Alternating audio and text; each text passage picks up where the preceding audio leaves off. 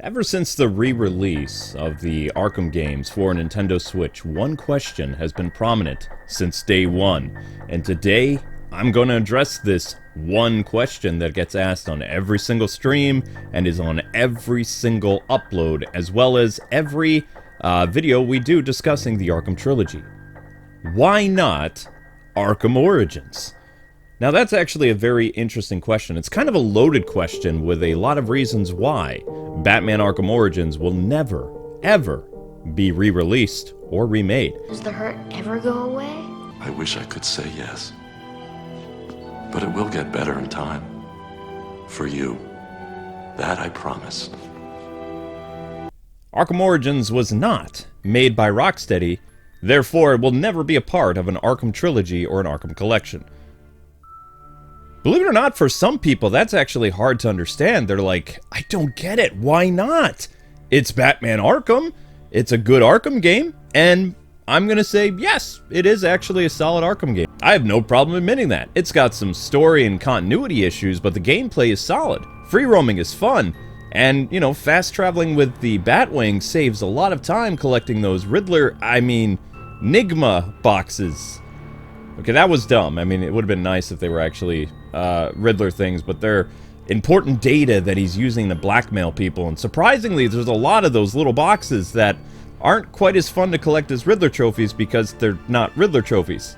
And they don't stand out either, but that's another point. Now, Arkham Origins was actually developed by WB Games Montreal.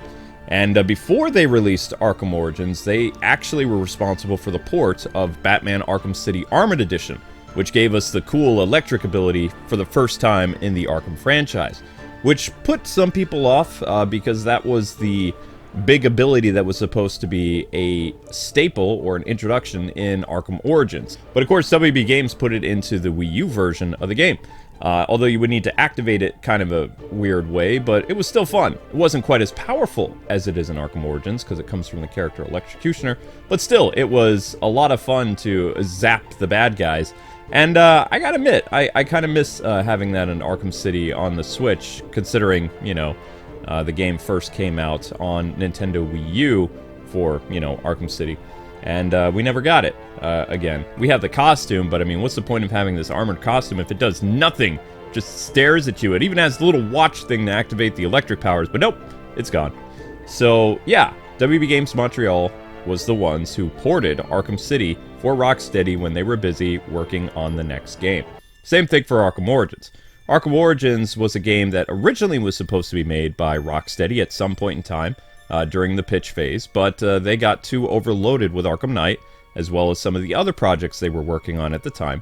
Some projects that didn't make it, you know, past pitch meetings like Superman, but Arkham Origins was not something they could handle. Nor was it something that Paul Dini or Sefton Hill could write the script for. So, another person came in and wrote the story that worked for WB Games Montreal. But all I remember is that dude got really emotional when I was interviewing them many, many years ago, and walked off during the interview when I asked them some pretty key and very polite continuity questions during my interview at E3 of 2013. And, you know, I'd do it again. But anyway, that is a big core reason as to why Arkham Origins will never be considered part of the Arkham trilogy. Now, Rocksteady included some elements, not all, of the Arkham Origins and Blackgate game into Batman Arkham Knight, although they're just little tidbits, and overall, I didn't really like that they did that. But, you know, either they were throwing WB Games Montreal a bone, or maybe they were trying to pave the way for the possibility of more Arkham sequels or prequels. I don't know. But they did it, and I really wish they hadn't. So, that is one of your core reasons again. WB Games Montreal, not Rocksteady, made Arkham Origins. This is the next big hurdle that not a lot of people know. Now, bear in mind, this is a rumor, and it has to do with the composer, Christopher Drake. Now, if you don't know this, Christopher Drake was responsible for a lot of awesome DC music, starting with Warner Brothers' Batman Gotham Knight in 2008. He was responsible for the soundtracks of the animated DC movies Wonder Woman 2009, Superman Public Enemies, which was awesome, Justice League Crisis on Two Earths, Batman Under the Red Hood, All-Star Superman, Green Lantern Emerald Knights, Batman Year One, Justice League Doom, and The Dark Knight Returns. He also went on to do the music for 3 DC games that were very popular: Injustice: Gods Among Us in 2013, Batman Arkham Origins, and Injustice 2017. So, if you are a YouTuber, you may have seen this name pop up on your Content ID section, and not a musical claim from WMG, which is Warner Music Group. So in his, we'll say later years, after no longer having a partnership with Warner Brothers, doing stuff with other companies these days as kind of like a composer for hire, when it comes to Warner Brothers projects, such as the one listed, you won't receive a copyright strike, but kiss your monetization goodbye, because everything from Injustice to Arkham Origins Blackgate, Injustice, and Injustice 2, all that stuff will get your video taken, not down, but you will have the, it will get hit for music. And that's because that gentleman is responsible for the music that you see in the game. And you're like, okay, well, just replace the music. Well, if they're going to re-release the game, that means they would have to actually have an all-new soundtrack. What they could do is they could probably go back to the other Arkham composers from Arkham Asylum and Arkham City, but they probably won't, because the music is actually a huge character of Arkham Origins. It is a Christmas soundtrack that is one of the best Batman soundtracks of all time. The Carol of the Bells mixed with the Batman theme still gives me chills. In fact, out of all the Arkham soundtracks, Arkham Origins is the best, like bar none. Christopher Drake is an amazing composer when it comes to superheroes and horror in general. I mean, the man is gifted. Over the years, he's gotten a little unhinged, so you probably don't want to interact with him on Twitter. Some artists are like that. I really appreciate the man's work. I think he's a very talented composer, but you might want to beware of certain individuals on Twitter. That's all I'm going to say. The guy can come across kind of like a prima donna, so, he tends to bite at fans, so to speak. So that is a huge factor as to why the game also will never be re-released, because Warner Brothers is not going to put in the time, the money, or the effort to get a new composer to basically do a new soundtrack for a 10-year-old game. This is actually a huge reason as to why you've never gotten a Lego Batman collection. Now, different composer, Danny Elfman, the man responsible for the, we'll say, 1989 Batman theme that was used throughout for about 2 decades in different Batman projects, is one of the reasons why we will never get the Lego Batman collection on any platform, is because of Danny Elfman's music. Now, as some of you know, Danny Elfman, as far as I've heard, is no longer considered a Warner Brothers composer. As such, that means Danny Elfman's work won't be used for Batman anymore outside of theme parks, which they still have a licensing agreement with him. But I wouldn't count on hearing his amazing score again after the Flash movie, which only part of it was used in an arrangement for Andy Muschietti's movie. So, yeah, music is a huge factor as to why certain games never get re-released. Now, Harry Potter games and some of the Lego Marvel games have indeed got collections for Nintendo Switch, and they always will. I mean, those games aren't like a licensing nightmare, but Lego Batman, which was, just a very small project that Traveler's Tales worked on in 2008, they weren't able to actually hire a composer, so they got the license use of the Batman soundtrack, both Batman and Batman Returns, for Lego Batman 1 on the systems and portable, as well as Lego Batman 2 for part of it, and Lego Batman 3 for part of the soundtrack, as well as some new compositions. But because the Lego Batman music is involved, especially in the first game can never be released. And fans have wanted for 10 years that game to be re-released, so, people can appreciate it with upscaled visuals and all that other stuff. I mean, you're not going to go out of your way if you're going to release a collection and just give Lego Batman 2 and 3, which you can easily get rid of the Danny Elfman music as it's used sparingly throughout those 2 games. But the first game, how can you have a Batman Lego trilogy?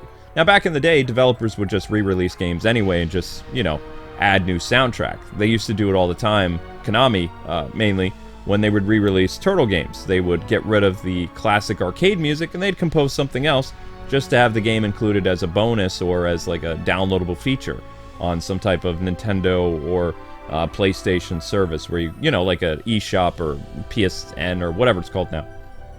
But Warner Brothers is lazy. Warner Brothers, I always have an issue with because the only one holding Warner Brothers back is themselves. I bet you think number 3 I'm going to say continuity because it doesn't work in the Arkham games. That's not really a reason. That's more like my reason why Arkham Origins will never come back. But you know, Warner Brothers doesn't really see that. Although, if they really held Arkham Origins in high regard, they probably would have greenlighted all those supposed sequels and prequels for, you know, the continuation of Arkham games, like with Assassin's Creed, but they never did. In fact, they killed off the Arkham franchise in favor of Gotham Knights. Sorry, I almost threw up in my mouth. Alright, so this next one is not going to make me very popular, but it's true, so don't shoot the messenger. Arkham Origins was a very buggy game upon release, and since it came out at a time where patching games was not really the norm or very easy to accomplish, Arkham Origins still has a lot of problems even when you replay it. And no one knows that better than me because I almost replay it every year at Christmas because it is the all-time greatest Christmas game of all time. That makes sense what I said. But I mean, it is a buggy mess. Not just the PC build. PS3, Wii U, Xbox all have their legendary concerns with that game. So, in theory, if you were to re-release it, all of those issues would need to be addressed. And once again, Warner Brothers is not going to do that because they're lazy as all get out. I've known a lot of WB developers over the years, and the only ones that actually showed a lot of grit and merit was Rocksteady. And Rocksteady, probably after the Suicide Squad Kill the Justice League, are going to be heading for the door. In fact, a lot of them are pulling kind of like a Rareware and Retro Studios thing where, mark my words, a new studio is going to be born by Sefton Hill very soon, after he finally leaves Rocksteady and gets to do the games that he really wants to do. Like, the time with the Arkham franchise, even if Warner Brothers reboots it, they'll probably get somebody like Avalanche or one of their high-profile, you know, new kids on the block developer to do the next Batman game. And mark my words, based on sales of the Arkham franchise, there's no way that the current CEO of WB Discovery is going to just let the Arkham franchise die the way that Warner Media did. It will come back somehow. It might be a horribly disfigured, reanimated corpse, or a full-blown remake with Roger Craig Smith. No one really knows. Time will tell, you know? But they're literally sitting on a gold mine, and I think that Warner Discovery hopefully knows this, because as I said, you know, for a decade or more, the Arkham games could easily be Warner Brothers' vehicle to go against Ubisoft's Assassin's Creed, because not every Assassin's Creed game that releases is like liquid gold. Sometimes they have hits and misses, and other times they just release, you know, good enough Assassin's Creed games until the next big one. That's what I always thought they were going to do with Arkham, and that's exactly what Insomniac is going to do with Spider-Man. So if anybody is going to do a remaster of that, such as the people responsible for our Arkham Trilogy, you'd need to fix that. And also, they need to upscale the game to 1080p. I'm pretty sure it was a 720p game, but don't quote me on that because technical specifics, I'm not really into all that. This last one is a killer! And no, I never voiced Joker in my videos, although some people think I actually was a voice actor. I was not. I hired a voice actor who was very talented, but unfortunately over the years he ghosted me, and well, I don't think we'll ever work together, even though I would love to, because he's really great at voice and character. Attention, citizens of YouTube.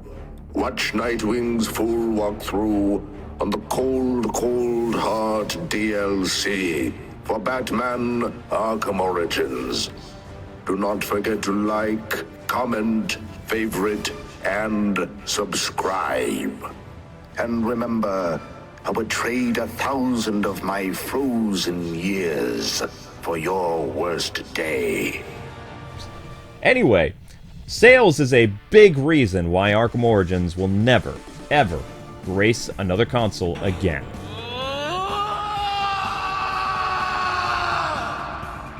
It was a tie-in game, and that's all its purpose was supposed to serve. A lot of people hold it to legendary status and say it's underrated, and I would kind of agree with those people. It did have its issues, but its music was amazing, its story was okay, and the gameplay was fantastic. But when you look at it and you really consider Arkham Origins, it's just kind of like a updated version of Arkham City with a lot of bugs and a few new additions to the Arkham canon. Some that really messed up future games, and, you know, we're not really going to get into that on this video because it'll be a long video. But the sales were not very good. It is the lowest performing Arkham console game, next to Arkham Blackgate, and that is also one of the deciding factors as to why companies never re-release it, is because they look at the sales of the game. Arkham City, Arkham Asylum, even Arkham Knight sold very well, but Arkham Origins did not. In the comments section below, how do you feel about the reason why Arkham Origins will never ever be re-released? Are you sad? Are you happy? Or are you still going to ask the question anyway? Let me know in the comments section below. And there you have it, ladies and gentlemen, the truth, probably, as to why Arkham Origins will never be re-released in a collection or as a remastered. So, thanks Warner Brothers for giving us an amazing game that you can only get used. And that's it, ladies and gentlemen. Thank you so much for watching. Next week, I have a very interesting video for you that may be Batman related, or it may not. You'll have to see. Have a fantastic rest of your day, and I'll see you guys live later today with the end game of Batman Arkham City as we face Joker the Immortal and then decide what we're doing with Arkham Knight. But don't worry, we still have tons of side content and Hush and other things, so we don't know what we're doing with that monster movie of a game, Arkham Knight on Switch. Alright, people. God bless. Happy gaming. Thanks so much. Bye-bye.